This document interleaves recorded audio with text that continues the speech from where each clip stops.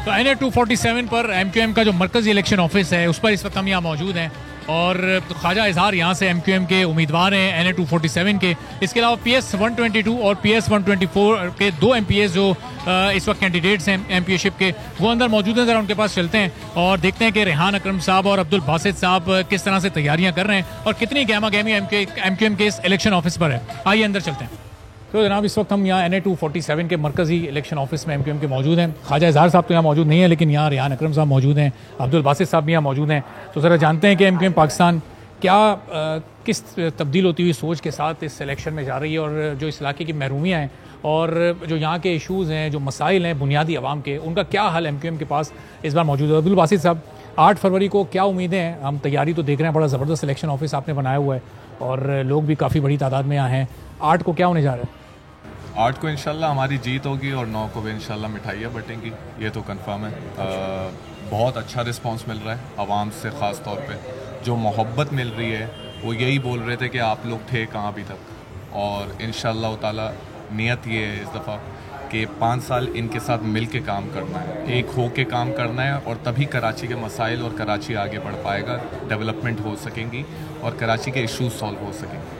और ख़ासतौर पर जो इस हल्के के इशूज़ हैं, पानी का मसला, गैस का मसला और एक जो सीवरेज सिस्टम का मसला, बड़ा नाकारा और बोसीदा सिस्टम हो चुका है।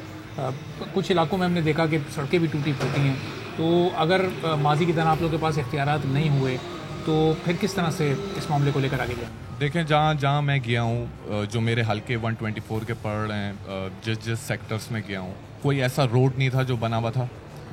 बहुत साल हो गए वहाँ काम ही नहीं हुआ, कोई आया ही नहीं है। पानी के मसाइल हैं, गैस के मसाइल हैं, बिजली के लोड शेडिंग है, 12-12 घंटे 14-14 घंटे आज भी हो रही है।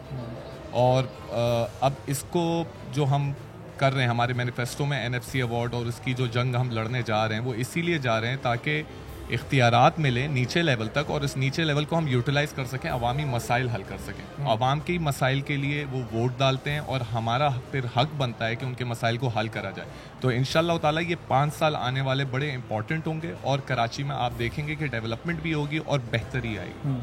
और जैसा कि हमने देखा कि नून लीग के साथ सीट एडजस्टमेंट, मुख्तलिफ और सियासी जमातों के साथ एक थोड़ा सा एक लाइक माइंडेड अंदाज में आप लोग आगे बढ़ रहे हैं, बेसिकली पीपल्स पार्टी को हराने की कोशिश कर रहे हैं। लेकिन आगे अगर मरकज़ सूबे में एक बार फिर पीपल्स पार्टी की हुकूमत आती है तो फिर शामिल होकर काम करेंगे, अलहदा काम करना है, क्या प्लानिंग है? हम किसी को हराने के लिए नहीं लड़ रहे, हम अपनी जीत के लिए और कराची वालों की जीत के लिए लड़ रहे हैं, पाकिस्तान की जीत के लिए लड़ रहे हैं, बेहतरी के लिए लड़ रहे हैं। तो जहां हमें दिखेगा कि हमारी आवाम को फ़ायदा होगा, हम वहां पे बिल्कुल बैठेंगे और यकीनन हमारे लीडर्स इस पर डिस्कशंस भी करेंगे और इस पर फैसले करेंगे। माजी में एक ट्रैक रिकॉर्ड रहे कि फिर आप लोग कहते हैं कि पाकिस्तान तहरीक इंसाफ ने हमारे साथ वादे वफा नहीं किए, पाकिस्तान पीपल्स पार्टी ने नहीं किए, नून लीग ने नहीं किए, तो एक बार फिर उन्हीं जमातों पर भरोसा करने जा रहे हैं, नून लीग के साथ इत्तेहाद करने जा रहे हैं, तो मरकज़ में इशूज़ तो नहीं हो जाएंगे दोबारा ये वादा वफा? देखिए, अभी जो हम आइनी तरमीम की बात कर रहे हैं ना, जिसके लिए हमने ये मीटिंगें पहले से की हैं और 2 महीने से हमारी एक्सरसाइज चल रही है, तो वो चली इसीलिए रही कि जब भी कोई भी गवर्नमेंट बनाएगा, ऑब्वियसली लगता है कि नून लीग बनाएगी, इसीलिए उनके साथ बात कर रहे हैं। तो और वो 2/3 मेजोरिटी से कोई गवर्नमेंट बनाने नहीं जा रहा, तो लाजमी वो एक इत्तेहादी गवर्नमेंट होगी। उस इत्तेहादी गवर्नमेंट में जो हमारा हिस्सा होगा उसमें इंशाल्लाह हम सबसे पहले ये 3 पॉइंट ही रखेंगे, 3 तरमीम की बात करेंगे और एक कोई ना कोई हमारी क़यादत ने टाइम फ्रेम देना है। इस दफ़ा वो नहीं होगा कि 5 साल आप हमें बताएं, हम 5 साल बाद आवाम के पास जाके बोलें वादे वफा नहीं हुए। कोई ना कोई टाइम फ्रेम होगा जो हमारी क़यादत रखेगी, उस टाइम फ्रेम में अगर होता है तो इंशाल्लाह ताला। हल्के के आवाम का क्या रिस्पॉन्स है इस वक्त? बहुत अच्छा रिस्पॉन्स है, अल्हम्दुलिल्लाह बहुत अच्छा रिस्पॉन्स है, क्योंकि देखें हल्के की आवाम जो है ना वो बहुत बाशऊर है। शहरी जो है जो शहर के जो रिहायशी हैं वो आपको पता है वो बहुत बाशऊर हैं। उन्होंने PTI को भी देखा है, उन्होंने 15 साल पीपल्स पार्टी की ज़्यादतियाँ भी देखी हैं और उन्होंने MKM का पिछला दौर भी देखा है।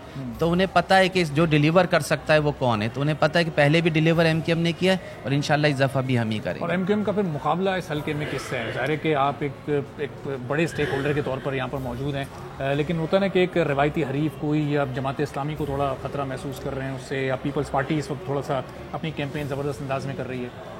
ये जिस हल्के में आप खड़े हुए ना 122, ये अल्हम्दुलिल्लाह 1987 से आज तक MKM यानी 2018 में भी MKM इसको हारी नहीं है। और MKM की लीड इस इलाके में इतनी होती है कि मैं नहीं समझता कि कोई हमारा इस हल्के में हरीफ है। सेकंड पोजीशन वाला भी बहुत कम, मतलब बहुत ज़्यादा मार्जिन से हमारे साथ हारता है वो। तो हरीफ तो हम किसी को नहीं समझते, लेकिन ज़ाहिर है इलेक्शन है। सब्सक्राइब करें और बेल दबाएं ताकि कोई खबर रह न जाए।